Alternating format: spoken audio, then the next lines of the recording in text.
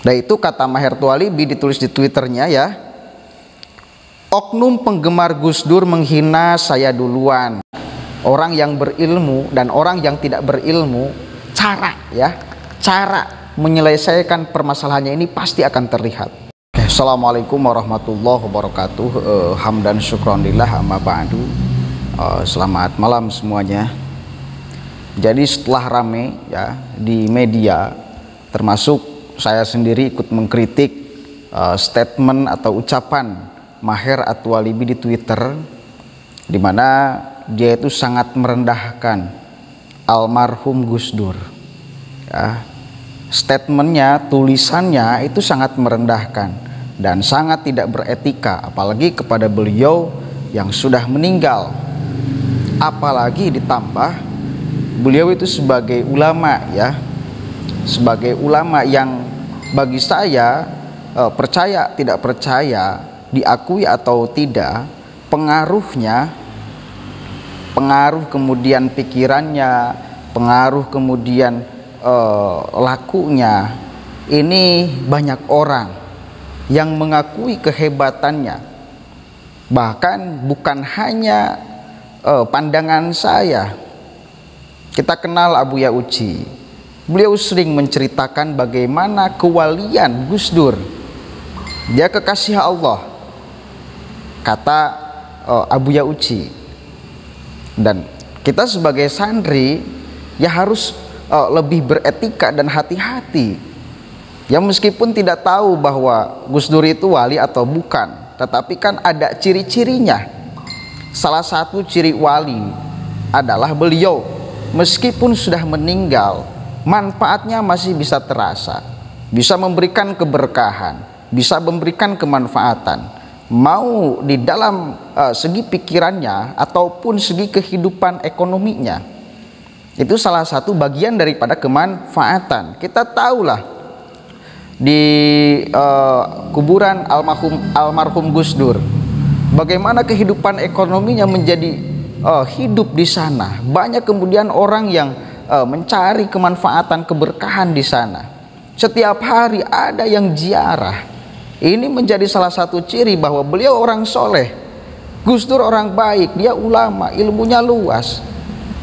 Oke, bukan hanya diakui oleh saya sebagai santri, Abuya Uci sekelas beliau mengakui kewalian, kekasih Allah Gus Dur. Maher Tualibi otomatis ketika mengeluarkan statement di Twitter, banyak sekali yang mengkritik karena sangat tidak beretika. Oke, termasuk saya pun mengkritik pada saat itu. Banyak, Gus Miftah, sangat banyak sekali kemudian khususnya di kalangan Nahdiyin itu yang kemudian menjadi geram.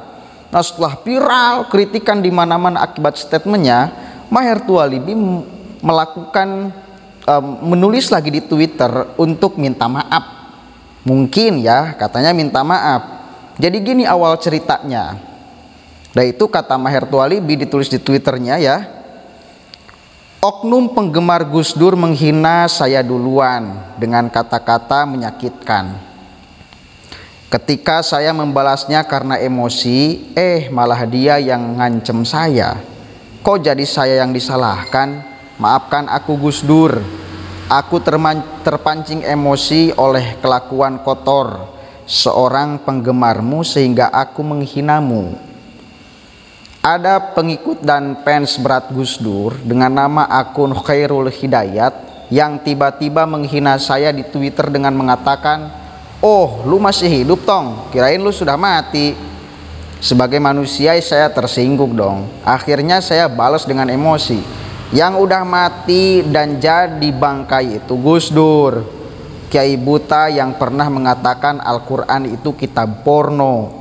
Astagfirullah ya Allah, kata-kata saya tidak pantas untuk menyebut almarhum Gus Dur dengan sebutan demikian, walau mungkin saya tidak sejalan dengan pemikiran-pemikiran Gus Dur. Ditambah beliau sudah wafat. Yang harusnya saya hina adalah si cebong laknat Khairul Hidayat, bukan almarhum Gus Dur. Maafkan aku Gus Dur. Ustadz Maher At-Tualibi. Itu bayangkan, dia niatnya ingin minta maaf ketika memang statement ini sudah rame. ya. Statement ini sudah ramai. Tetapi apakah itu etika minta maaf? Satu kali, apakah itu etika minta maaf kepada manusia? Anda berbuat kesalahan, oke, meskipun mungkin itu timbul daripada emosi, timbul daripada katakanlah Anda mau marah kepada seseorang, tetapi malah marahnya kepada Gus Dur karena menjadi penggemarnya. Ini kan salah satu logic fallacy. Kalau di dalam filsafat itu logic fallacy, logik yang ngaco, yang keliru.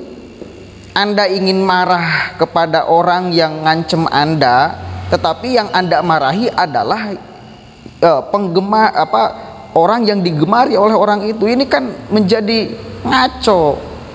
Kita bisa menakar kemudian ternyata kualitas intelektual Maher At-Twalibi di dalam menyimpulkan sesuatu sangat mentah, sangat dangkal. Dan kemudian apakah cara minta maafnya harus seperti itu? Menulis lagi kemudian di Twitter dengan disebutkan kalimat-kalimatnya yang menghina Gus Dur, melecehkan almarhum Gus Dur. Tidak usah, bagi saya tidak usah, tidak perlu, orang lain sudah tahu. Ini kan seolah-olah membuat dua kali kesalahan, dua kali kekeliruan tulisan. Orang lain membaca lagi pada akhirnya. Dan etika ketika mau minta maaf kepada manusia, kalau manusia itu masih ada, samperin orangnya, ngomong baik-baik kalau misal Anda merasa Anda salah. Ya, untuk mengakui kesalahan saya sudah apresiasi, tetapi solusi, tetapi kemudian permintaan maaf dari kesalahan itu, ini yang kemudian keliru. Satu kali lagi, kalau salah kepada manusia, merasa kita salah kepada manusia, itu ya datang dong. Kalau manusianya sudah tidak ada seperti almarhum Gus Dur, itu ada keluarganya, ada anak-anaknya, datangi, minta maaf yang betul, yang benar. Kalau misal Anda sebagai seorang ustadz, kalau anggapannya ustadz, masa ia tidak tahu etika di dalam permintaan maaf?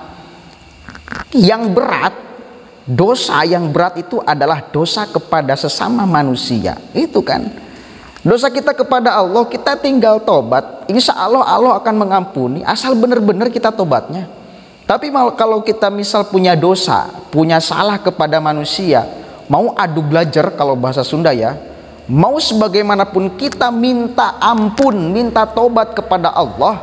Kalau yang bersangkutan dengan manusia, gak mungkin Allah kemudian mengabulkan permintaan maaf kalau belum orang itu memaafkannya. Itu kan etikanya. Ya Anda pasti paham lah etika di dalam minta maaf. Maka yang berat itu bagi saya dosa kepada sesama manusia. Karena seringkali kalau kita melaksanakan dosa nggak mau bicara. Nah hari ini ketika Maher Twalibi sudah mengakui kesalahannya, sudah merasa bahwa dirinya adalah salah, maka etika itu harus dipakai. Karena Anda menghina almarhum Gus Dur, maka datangi keluarganya, datangi anaknya, buat pernyataan, berserah anaknya itu lebih gentle, lebih kelihatan wibawanya sebagai seorang ustadz. Lebih kita melihat bahwa Maher Twalibi benar-benar tahu nih etika dan tata cara minta maaf yang baik dan benar secara agama loh, secara agama. Itu kan yang diajarkan di agama Islam.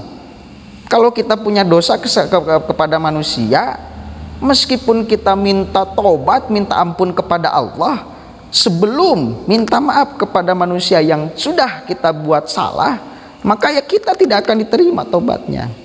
Kalau kita ada salah kepada manusia, datangi manusianya, minta maaf, manusia itu memaafkan, baru kita minta ampun kepada Allah. Insya Allah Allah akan mengampuni, asal benar-benar tuh tobatnya. Nah kalau seperti ini caranya, ini kan langsung seolah-olah minta maafnya kepada Allah, padahal kesalahannya, kekeliruannya, dosanya kepada sesama manusia. Kepada almarhum Gus Dur. Cobalah kita menjadi orang yang yang betul di dalam bersikap, ya, betul di dalam bersikap. Apalagi satu kali lagi, Anda sebagai seorang ulama loh, banyak jamaah-jamaah yang menganggap Anda kiai, ulama besar bahkan. Maka jangan sampai kemudian sikap sekecil apapun, sikap kita itu harus diupayakan untuk selalu benar. Meskipun ya tidak mungkin kemudian semua manusia itu mempunyai sikap yang benar, namun harus diupayakan karena sebagai tokoh publik. Sehingga apa yang terjadi kalau misal tokoh publik melakukan sebuah kesalahan, dan kesalahan itu dianggap oleh jamaah Anda sebagai sebuah kebenaran, ini mau bagaimana pada akhirnya?